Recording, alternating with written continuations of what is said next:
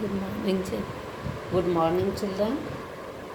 बस्ता और जूता पाठ का कुछ हिस्सा हम पढ़ चुके हैं। अब आगे का पाठ पढ़ना शुरू करते हैं। Page number 16। बस्ता।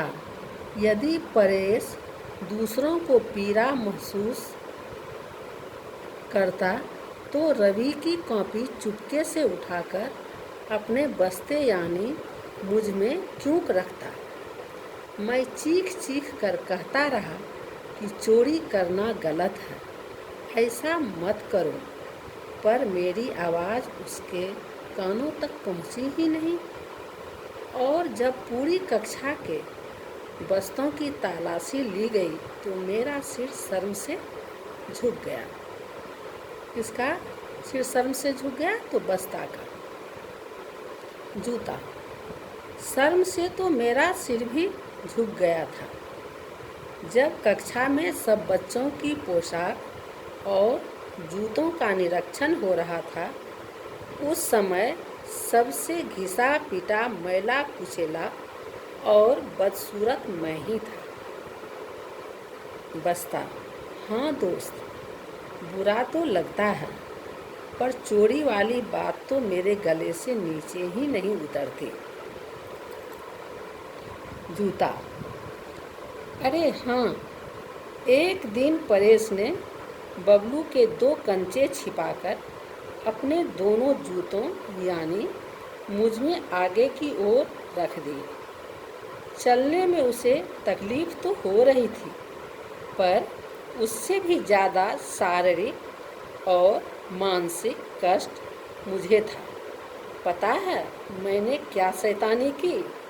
जूते के आगे की तरफ जहाँ उसने कंचे छिपाए थे, मैंने वहीं से अपना मुंह खोल दिया, मतलब वहाँ जूता को फाड़ दिया और धीरे से कंचे बाहर निकाल दिए।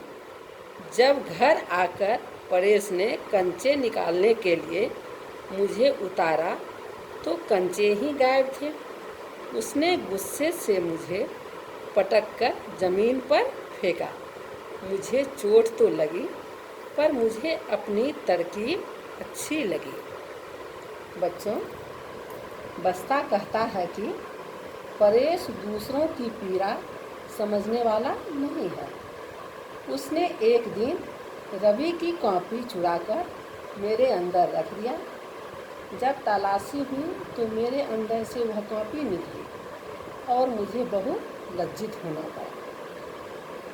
जूता भी अपनी बात कहता है कि कक्षा में बच्चों की जूते की निरीक्षण में फटे और गंदे होने के कारण उसका सिर शर्म से झुक गया था। जूता परेश की गलत आदत चोरी करने के बारे में बताता है कि परेश एक दिन बबलू के 2 कंचे उठाकर जूते में रख दिया। मुझे बहुत कष्ट हुआ और मैं आगे से फट गया। तब सारे कंचे रास्ते में गिर गए। जब वह घर पहुंचा तो कंचा न पाकर गुस्से से उसने मुझे पटककर ज़मीन पर फेंक दिया। मुझे चोट लगी, पर यह तरकीब अच्छी लगी। बच्चों, मैं कुछ प्रश्न पूछती हूँ। परेश ने किसकी कॉपी चुराई?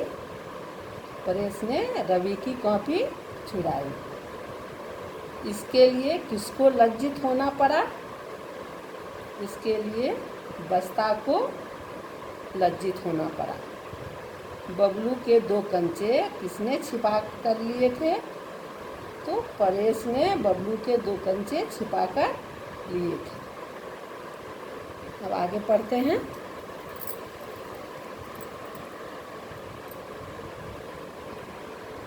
बस्ता। हाँ, मैंने भी अपने एक कोने में एक छेद बना लिया है। पता है क्यों? जब ज़रूरत से ज़्यादा मुझ में ठूस ठूस कर सामान भर दिया जाता है, तब न केवल कॉपियाँ किताबें फटने लगती हैं, बल्कि मेरी सांस भी अटकने लगती है।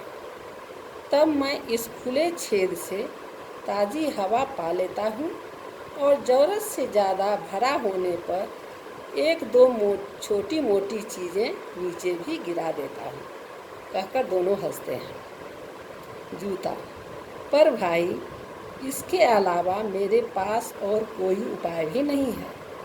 हम सचमुच में परेश का बुरा थोड़े ही चाहते हैं, हम तो उसकी आदतें सुधारना चाहते हैं। बस्ता: तुम बिल्कुल ठीक कहते हो। मैं भी अपना छेद बड़ा कर लूँगा और चोरी की गई चीज़ को सबके सामने गिरा दूँगा।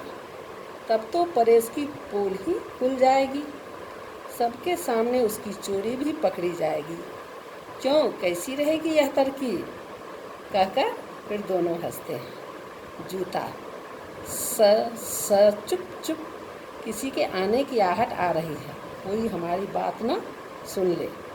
तब तक शायद परेश की आहट लगती है और दोनों बात करना बंद कर देते हैं। बच्चों, अब इसमें बस्ता ने बताया कि उसने भी एक छेद बना लिया है और छोटी मोटी चीज़ों को नीचे गिरा देता है। अब वह छेद को और बड़ा कर लेगा ताकि परेश की चोरी की गई चीज़ को सबके सामने गिराकर उसका पोल खोल देगा। तब उसकी चोरी पकड़ी जाएगी। अपनी अपनी तरकीबें बताकर दोनों उसके बाद हंसने लगते हैं। अंत में वे आपस में बात करते हैं कि वे तो परेश का भला ही चाहते हैं, वे उसकी आदत सुधारना चाहते हैं।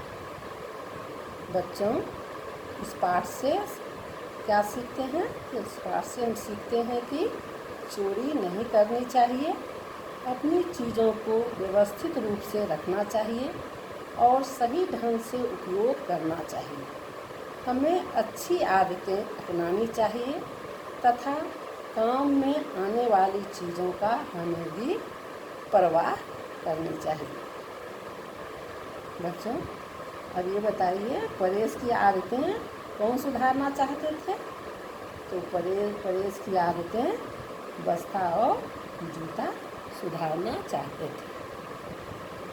ठीक है बच्चों, अब इस पाठ के अभ्यास में दिए गए प्रश्नों के उत्तर मैसेज में दे दी हूँ, उसे हिंदी 2 क्लास वर्क कॉपी में लिख लीजिएगा और कठिन शब्द और शब्दार्थ को याद कर लीजिएगा। धन्यवाद।